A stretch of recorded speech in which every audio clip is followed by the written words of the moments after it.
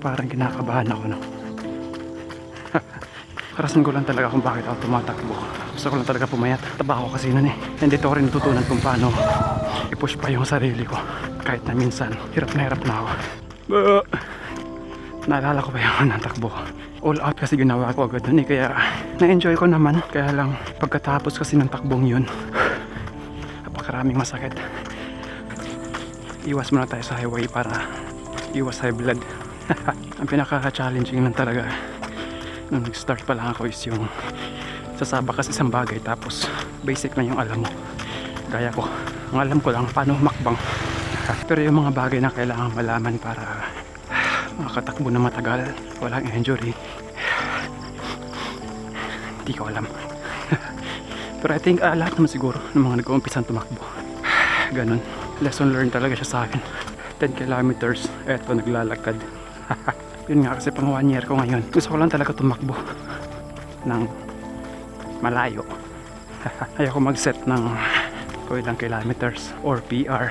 Gusto ko lang mag-enjoy talaga. Di na nakaka-enjoy ang takbo eh. Pagka puro training na lang yung iniisip. PR, paano pababa yung heart rate. Di ko na nga dinala yung ano ko eh, heart rate monitor. Ayoko na. Gusto ko lang talaga ma-enjoy to.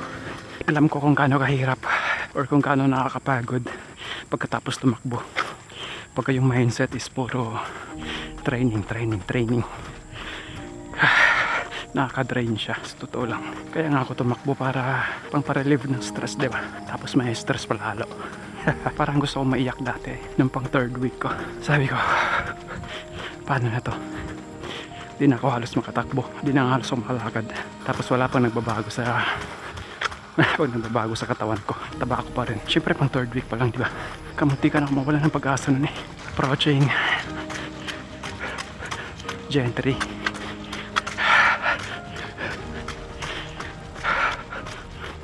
And then yun, after 3 months, nabawas-bawasan naman kahit papano. Mindset. Paano nga ba? Dati, hirap na hirap ako tapusin yung 5K, pati nga 3K. Although parang kaya pa ng katawan, pero pinipigilan ako ng ano. Pinipigilan ako ng isip ko. Matatapos ko yung 5K dati. Dahil sa ano? Dahil sa music. Ay ko. Dadaan lang ba? Kung wala music, nako. 2K pa lang, wala na. Down na. Pero ngayon, kahit pa paano, timbawa, 13.8, wala music. Props lang to. Ginagamit ko siya pagka talagang hirap na. May mga experience na rin kasi sa mga endurance ba. Pero ibang endurance. Break time. Let's go. Short break lang. Di pa ako nakainom ng totoong tubig eh. 15.8. Malayo pa. Akyat na naman. Hindi ko alam kung anong lugar na to. Giant tree pa din. Medyo sanay na rin kasi enduring pain ba. High school ako, nag-aararo.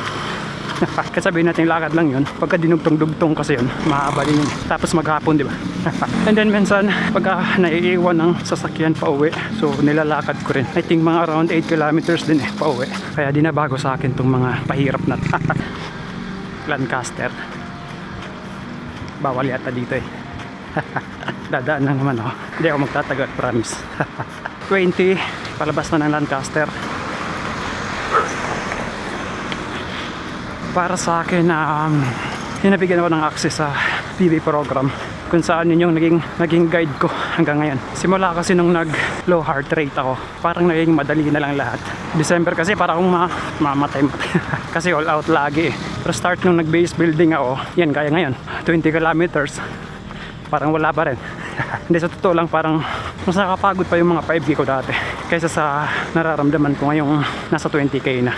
Mabagal lang naman pero importante kasi is nakakatagal. Dito sana masarap tumakbo eh. Sa ilalim talaga ng puno ba. Ang layo naman kasi dito. Andito ako pupunta lagi. 21.4. Okay na to. Uwi na ako.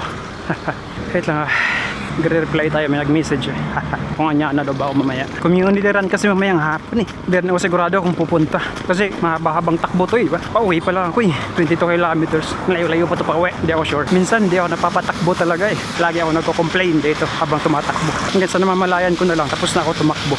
Kanya-kanyang paraan lang. Kaya din ano eh. Laging 5 minutes. Lakad ako. Lagi. Dun sa 5 minutes na yun kasi wala akong gana talaga dun. And then unti-unti na lang. Lang. Hindi ko alam eh. Kahit 1 year na ako pero parang wala pa rin ako sa lugar ba. Para magbigay ng payo sa mga runners. Pero para sa akin, kung halimbawa nag-uumpisa ka pa lang, huwag mong mamadaliin talaga. Hindi ka magtatagal. Kung halimbawa, hindi kaya ng pride mo na nilalagpasan ka lagi ng mga ibang runners.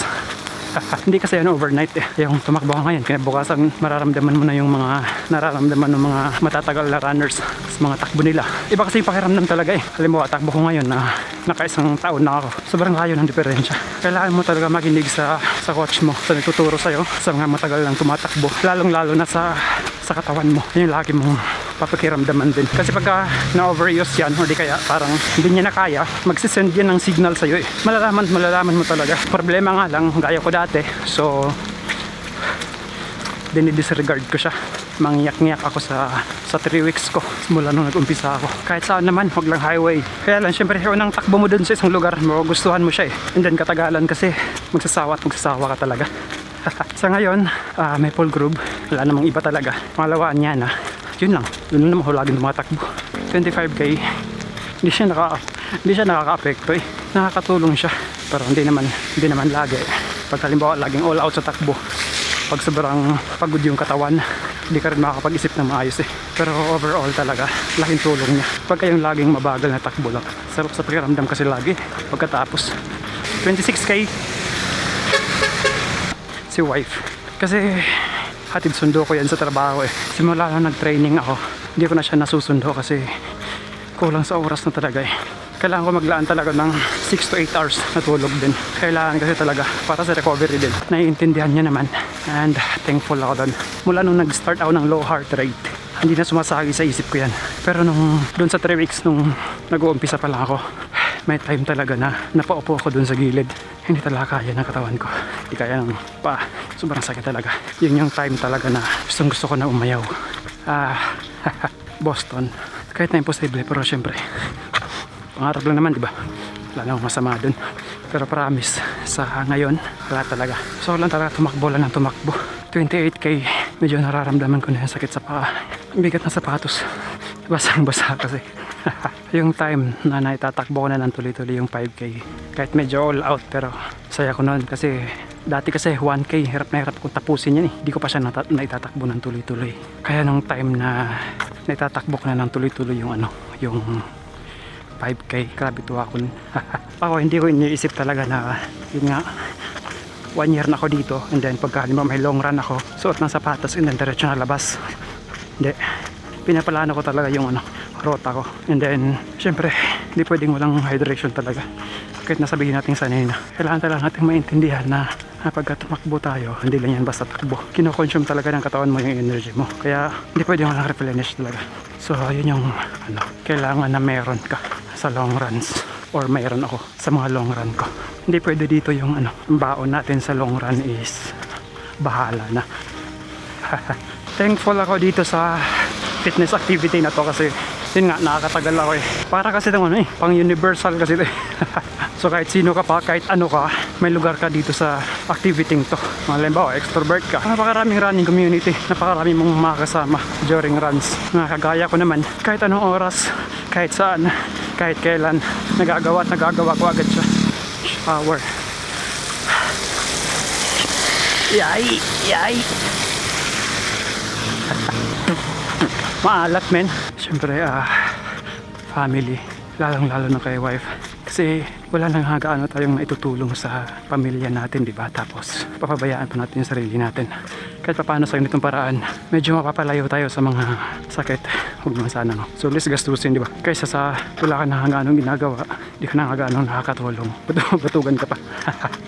Joke lang. At least, pag nag 60-70, kahit paano is nakakatakbo-takbo pa. Nakagawa pa yung gusto. Hindi yung pagkaganong edad, mahirapan na tayong maglakad. Long term goal yung priority dito, hindi siya yung panandalian lang. Anya na dito nag-umpisa ang lahat. 3 months ako dito, pabalik-balik, naglalakad, niinda yung sakit.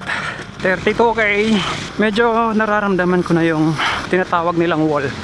Pero wala pa naman totally, kaya pa mag-push. Malayo pa rin ako sa bahay, kaya no choice talaga, no? Pero may dala naman ako pamasahe ba, just in case. So ano nga ba? Wala, dito sa activity na to, hindi talaga pwedeng hindi talaga pwedeng motivation lang yung dala natin lagi. Diba, motivated ka ngayon, tatakbo ka, na-inspire ka dun sa mga ibang runners. Hindi pa pwede yung ganun talaga. Kasi pag halimbawa, sobrang dami ng masakit, no? natatabunan yung pagiging motivated mo ng yung mga nararanasan mo sa pagtakbo gaya ng maraming masakit, diba? Nakaka-cloud siya. Na minsan, nakawala na ako ng gana dati. Di rin ako nakakatakbo. Di talaga enough na motivated lang. Disiplina yung kailangan talaga natin dito para pag halimbawa may schedule ka, motivated ka man or hindi, makatakbo ka. Ganun lang. 34K saging, ang patibay lang ng tuhod, sabi nung nagtitinda. Para sa akin running shoes talaga, kasi hindi ka naman may injury pag halimbawa hindi running short yung suot mo hindi kaya singlet. Mas maganda talaga first investment running shoes agad. Hindi ko naman sinasabing hindi ka ma-injured pag halimbawa naka-running shoes ka, pero mas malaki pa rin yung chance na hindi ka ma-injured kumpara sa normal na shoes lang, yung hindi pantakbo ba. Kasi gusto ko lang pumayat tinarget ko 72 talaga, start ako ng 84, ngayon 70, so yan, achieve naman na kahit pa paano. 37K, lapit na din, konting tiis na lang. Yes, nagtitiis na ako ngayon. Kaya pala endurance tawag dito, no? Patibayan talaga. Kung matibay ka magtiis, mga sakit na nararamdaman, makakarating ka. 38K, 39.5. Nararamdaman ko na yung sikit ng sapatos ko. Dito na rin ako pupush ko na lang. Okay, we're done. Ang hirap labanan. Pinipilit ko na sarili ko matapos talaga. Kala ko kaya ko na. At least tatapos pa rin, no? Important. And yep, medyo maraming masakit. Wala namang major injury. Siguro malalaman ito mamaya, after effect ba.